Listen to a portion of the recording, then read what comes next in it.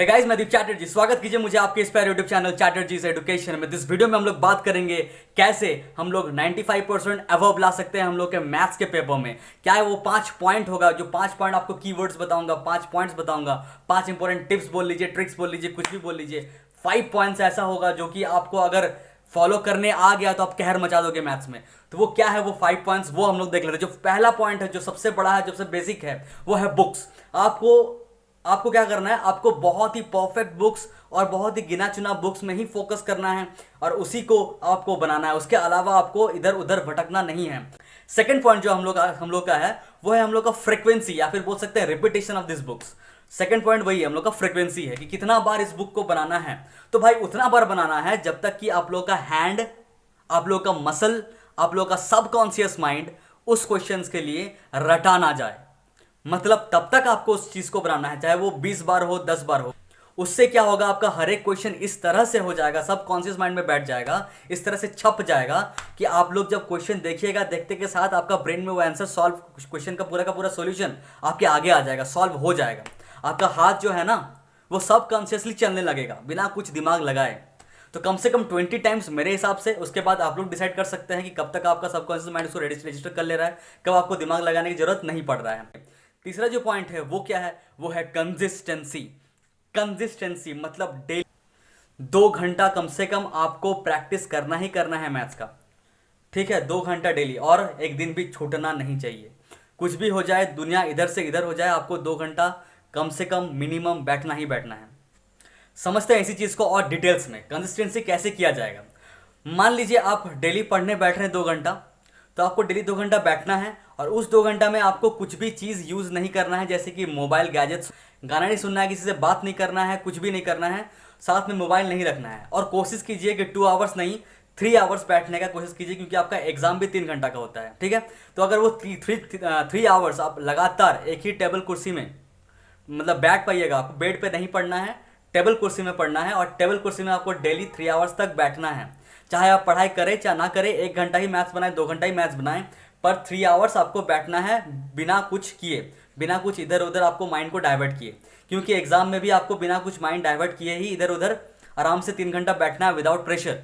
देखिए सबकॉन्शियसली जब हम लोग 3 घंटा एग्जाम में बैठते हैं तो हम लोगों का दिमाग में प्रेशर जनरेट होता है। क्यों? क्योंकि हम लोग उसी टाइम पे बस डायरेक्टली 3 घंटा बैठ रहे होते हैं, उससे पहले हम लोग 3 घंटा लगातार नहीं बैठ रहे होते हैं।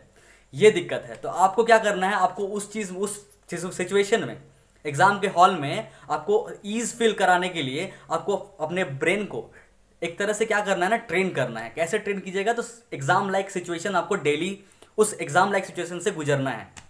समझ पा रहे हैं? एग्जाम लाइक सिचुएशन से आपको गुजरना है डेली। मतलब डेली आपको 3 आवर्स पढ़ाई में पेपर के साथ, कॉपी के साथ, बुक के साथ बैठना है। उस टाइम पे आप मोबाइल यूज़ नहीं कर सकते, सीट को छोड़ के नहीं जा सकते। ये आप कॉन्सिस्टेंट से कर सकते हैं। डेली आप 1 घंटा ही मैथ्स बनाए, 2 घंटा ही मैथ्स बनाए, पर 3 घंटा आपको बैठना है। ठीक है, आते हैं हम लोग का 4th पॉइंट में और स्ट्रैटेजी के बारे में। स्ट्रैटेजी क्या है, तो उसमें हम लोग बात करेंगे कि जो बुक्स आपके पास है मैथ्स का, उसमें कैसे सॉल्व किया जाए।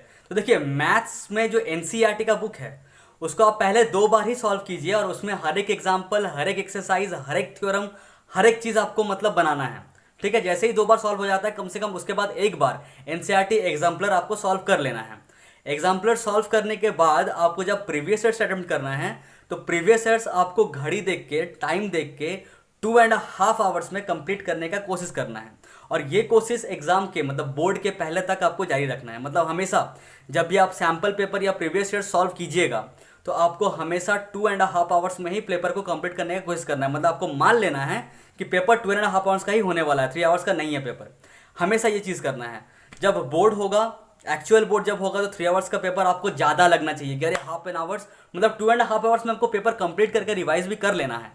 और जो आधा घंटा होगा वो एक स्पेयर टाइम है आपके लिए, मतलब पूरी अलग टाइम है वो ज़्यादा लगना चाहिए कि इतना ज़्यादा टाइम का हम करेंगे क्या, बोर होना चाहिए आपको उस टाइम पे। ठीक है, मतलब 2.5 आवर्स में आपको इस तरह से अपने आप को ट्रेन कर लेना है कि 2.5 आवर्स में आपका सब कुछ हो जाए, along with paper completion and revision of that paper. ठीक है, इतना चीज़ हो जाना चाहिए। उसके बाद क्या करना है, उसके बाद फिर से आपको रिपीट करना है एनसीईआरटी को ही, फिर से एग्जाम्पलर बनाना है, फिर से ये बनाना है वही 2.5 आवर्स में। और अगर हो सके तो उसी 2.5 आवर्स को धीरे धीरे आप घटाते जाइए, 5 मिनट 10 मिनट करके घटाते जाइए, और हो सके तो 2 आवर्स तक लेके आइए। मतलब पूरा का पूरा पेपर कंप्लीशन आपको 2 घंटा में कोशिश करना है करने का, लास्ट में।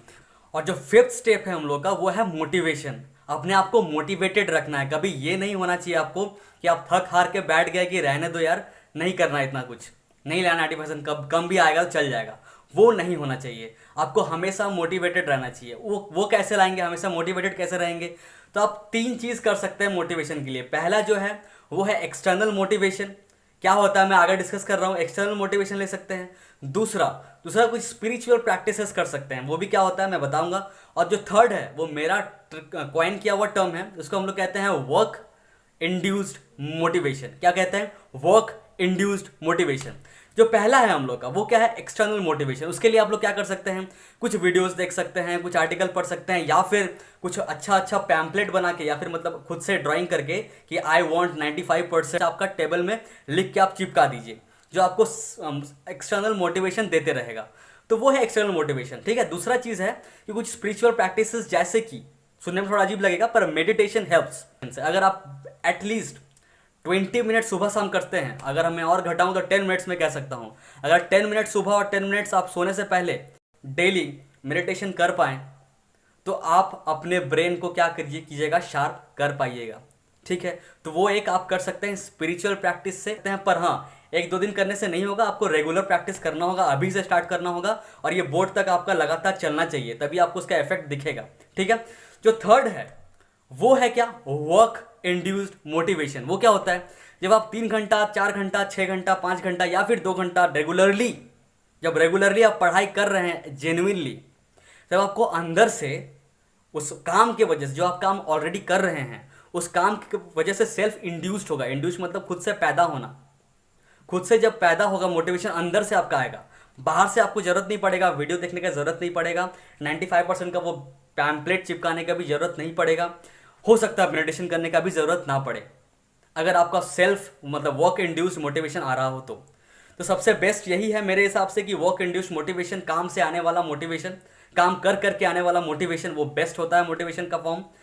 वो अगर कर पाए तो सब कुछ आपका सही रहेगा। और अगर ये 5 पॉइंट आप मतलब अपने लाइफ में उतार पाएंगे तो भाई आप मैथ्स में और अदर सब्जेक्ट में भी अगर सेम चीज़ आप अप्लाई करते हैं तो आप कहर मचा दोगे भाई। कहर मचाना तय है। ठीक है।